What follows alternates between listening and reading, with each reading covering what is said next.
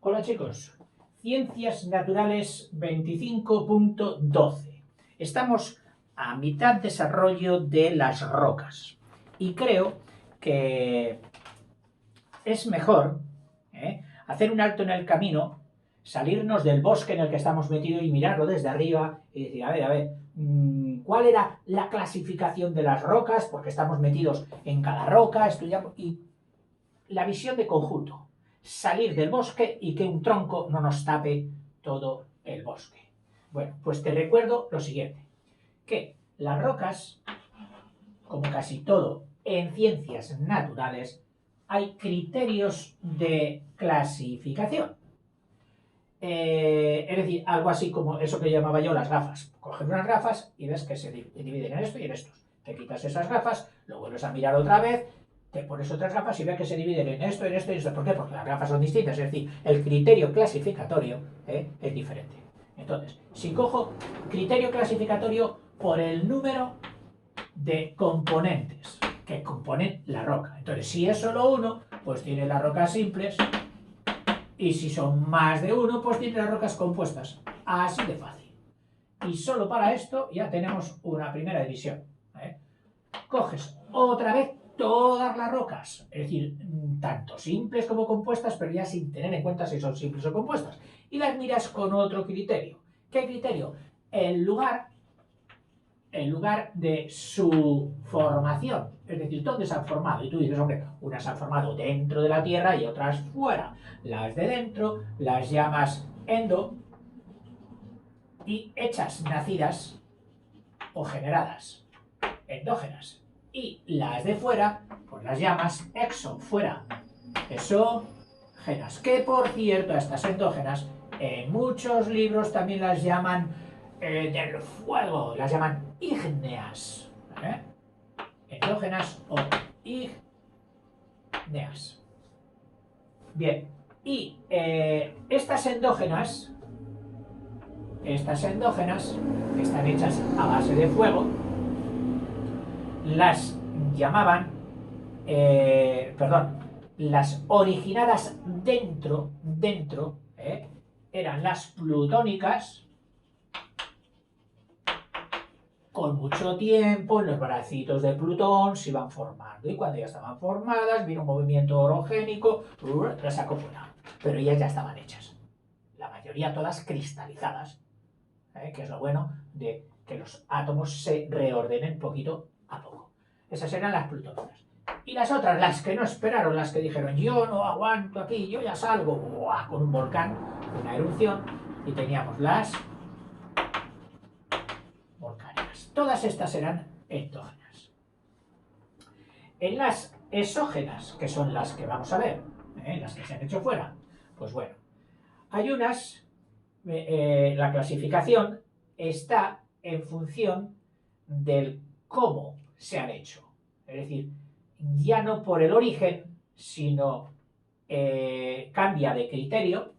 O sea, aquí siguen siendo el lugar de formación, cosa que para las exógenas, que sí que el lugar de formación se ha formado fuera, pero ya interviene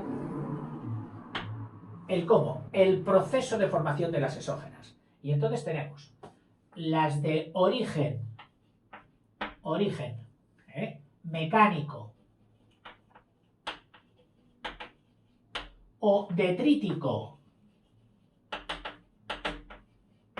porque detrítico alude a los trocitos, mecánico a que las ha partido, por efectos mecánicos, de fuerza externa.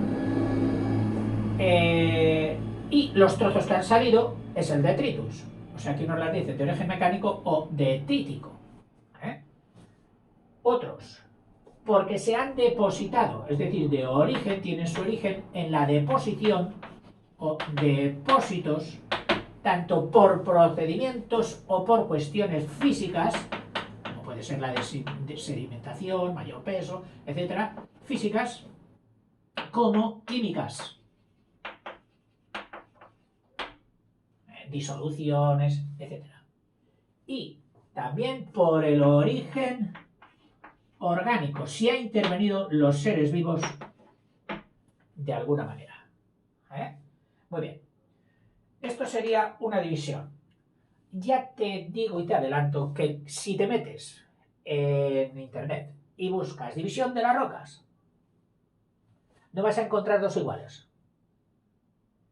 Entonces, a mí algunas de las que he encontrado me parecían hasta más comprensibles y más lógicas que esta, que es la del libro.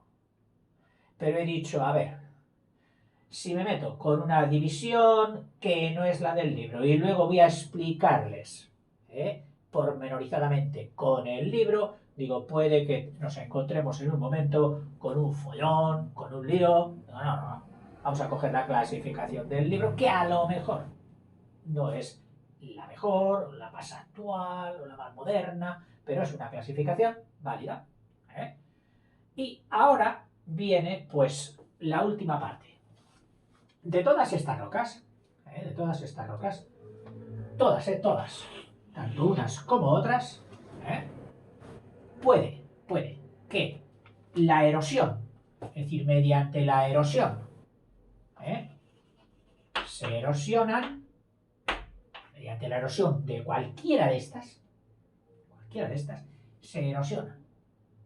Y entonces luego caen, se depositan, es decir, se juntan, se depositan, bueno, más que depositan es se sedimentan,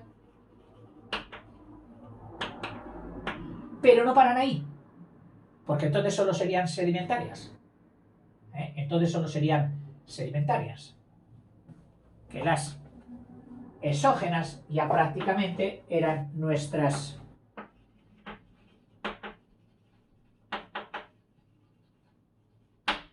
sedimentarias. Claro, porque aquí se han roto por el origen mecánico, aquí se han depositado, se han sedimentado y aquí la orgánica también se ha sedimentado. O sea que estas eran erógenas o sedimentarias. Aquí, estas ya constituidas, viene la erosión, las vuelve a partir, se sedimentan y una vez sedimentadas se les cambia la presión y se les cambia la temperatura llevándolas por movimientos de hundimiento,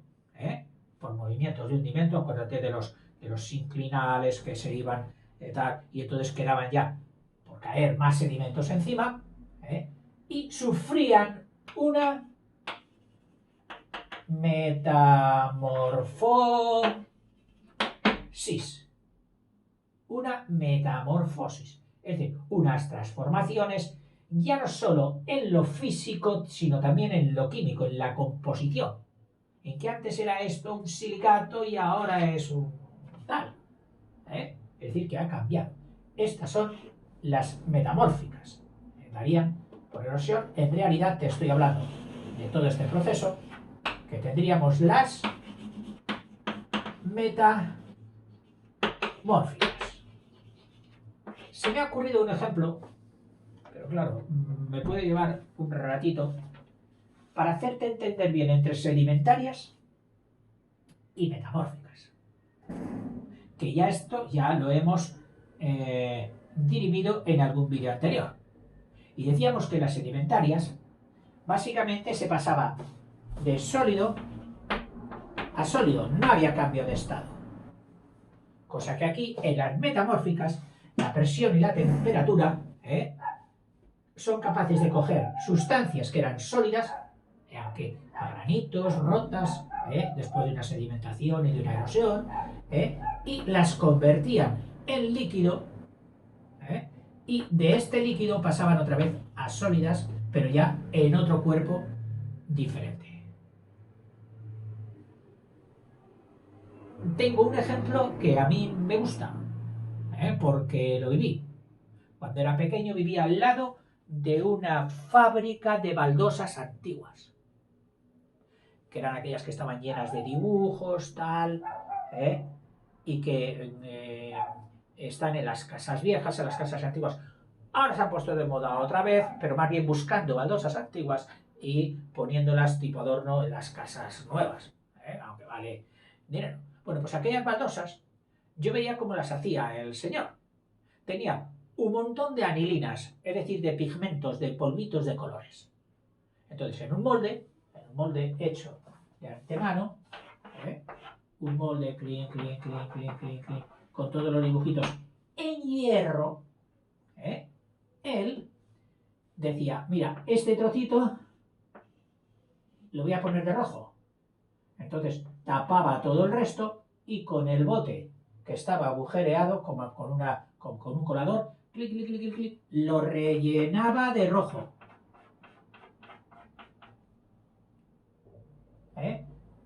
O el mismo molde, porque podían ser distintos moldes, el mismo molde tenía un molde para el rojo. Entonces, mediante el rojo se había rellenado de rojo esta zona, se había rellenado de rojo esta otra zona, se había rellenado de rojo esta otra zona, etc. Quitaba ese molde y ponía otro que coincidía pues con este otro espacio y con este espacio que serían de verde, y él espoloreaba el verde. Total, y así con distintos colores, más o menos. Y cuando ya tenía todo espolvoreado, quitaba los moldes y tú veías los colores abajo, pero todos pues como con polvo. Y entonces él, con otro espolvoreado, echaba cemento con arena preparada ya, un poco húmeda, hasta completar. Es decir, visto en profundidad, aquí estarían los pigmentos y él echaba luego arena húmeda sobre esto. Y cuando tenía esto, metía aquí una prensa, es decir, una chapa, una especie de cilindro, que hacía una fuerza enorme y lo comprimía. Comprimía este cemento que estaba huequecito, lo comprimía sobre los pigmentos que estaban a su vez sobre una lámina de hierro lisa muy brillante. Y cuando ya estaba perfectamente comprimido, levantaba esto, quitaba el molde lateral, que le había ajustado por los lados, y sacaba la baldosa con mucho cuidado porque se le podría romper. La cohesión que tenía todavía ese material no era tanta. Y las ponía en agua, es decir, una especie de pilas llenas de agua, y allí las iba dejando con cuidado sobre molde o sobre apoyos que la baldosa pudiera quedar ahí. Y entonces, ahí en agua, las dejaba que el cemento fraguara, se endureciese. Y al tiempo, cuando él ya sabía que estaba fraguado el cemento, las sacaba y ya las dejaba secar al sol. Era laborioso. Pero pregunta, el cemento solo había sido el único que se había transformado por una reacción que sí, que hasta cierto punto es química también en el fraguado, pero no había tenido que meterlo en ningún horno, ni nada, no había habido cambio de temperatura, ni cambio de, bueno, de presión sí, pero era más que de compresión, que también es presión, pero bueno, no exactamente como la que reciben los materiales metamórficos por capas que han ido cayendo encima y aumentan muchísimo la presión. Te pongo otro ejemplo. El baldosín, no la baldosa, el baldosín, el que se pone en las paredes, que es brillante y tiene como esmalte. Bueno, pues ese se hace con procedimientos diferentes. Primero se hace una base de arcilla blanda, moldeable. Luego se la recubre de una masa porcelánica, hecha con caolín más pigmento y con otras sustancias, y a continuación se la mete en el horno, pero un horno de alta temperatura, más de 1000 grados seguramente. Y entonces las sustancias, esto se derrite hasta cristalizar, hasta formarse auténtico cristal, como que algunas les echan auténtico vidrio, o sea, arena que luego en el horno se convierte en líquido y cuando se seca ese líquido ha quedado vidriado, que también existen los baldosines así. Bueno, este con alta temperatura en un horno, más que presión, sería nuestro ejemplo de lo metamórfico. Y este, solo a la misma temperatura, siempre temperatura ambiente, sería nuestro ejemplo de lo sedimentario. Y ahora vamos a ir ya con las rocas que nos faltan, que hemos visto las endógenas hasta aquí y ahora vamos a ver todo esto. Pero yo pienso que lo mejor ya, para dejarnos aquí con el problema de las clasificaciones y la distinción entre sedimentario y metamórfico, y cambiemos de vídeo y pasemos a estudiar las exógenas o sedimentarias, con las de origen mecánico, depósito físico-químico, orgánicas, etc. Venga, hasta ahora.